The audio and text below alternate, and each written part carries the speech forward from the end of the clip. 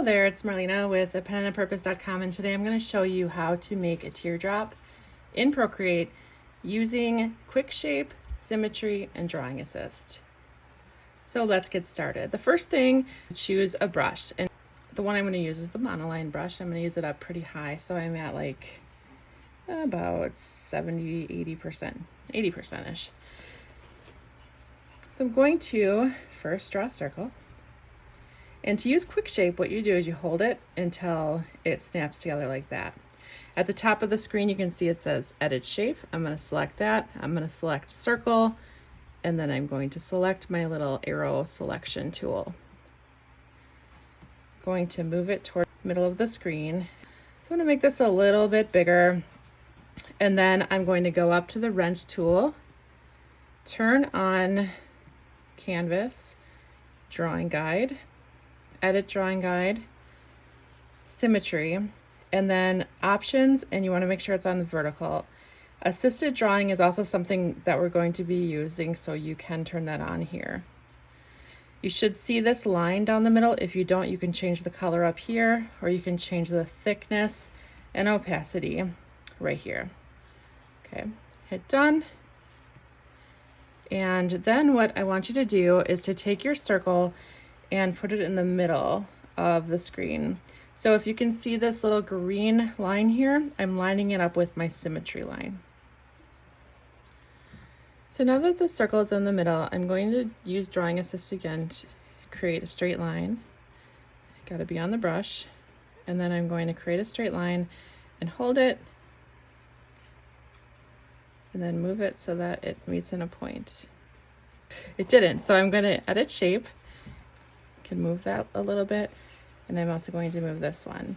This one's a little bit more complicated because I'm trying to make it so that it doesn't appear like there's a gap or any kind of curve here on the side.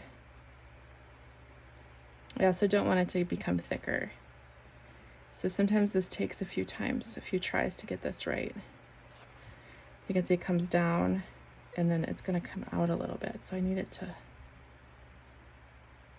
So let's try this, and this is why they're on two different lines. So I'm going to go here, select Eraser tool, and then I'm going to start erasing, and that actually looks pretty good. So you can see it maybe has a little bit of a straight line and goes into a circle, but I'm pretty happy with this one.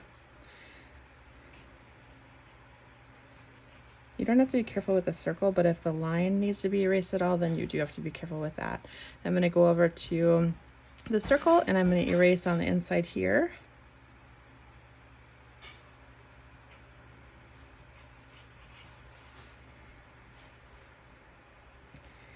And that looks pretty good.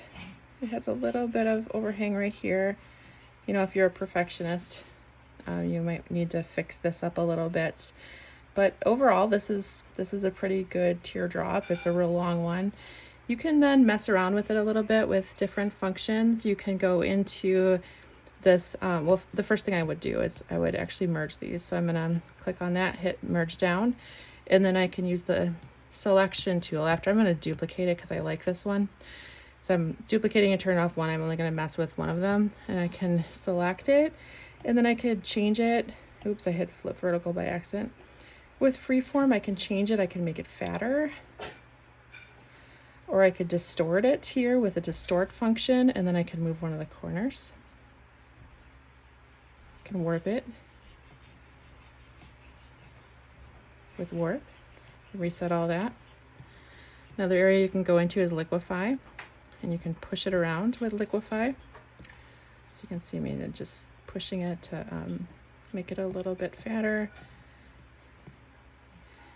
You can play around with like the edge tool to make it smoother.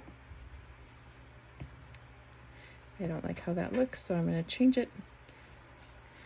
So typically I would be using, under the magic wand, liquefy with push, where I could push this however I wanted it to go. It does affect the line a bit. I've used expand, so here it's a little bit thinner. I could put it in there and expand that line. And it is on Symmetry, so it's doing it on both sides. You can't see that because my hand's in the way, but now you can. I hope you found this helpful, and I hope you're able to create your own teardrop brush. I have also included a bunch of brush stamps, which you can see on the screen right now. You're free to use those, to download those at my website at apenandapurpose.com. And I will link the actual blog post below where you can sign up. Thank you.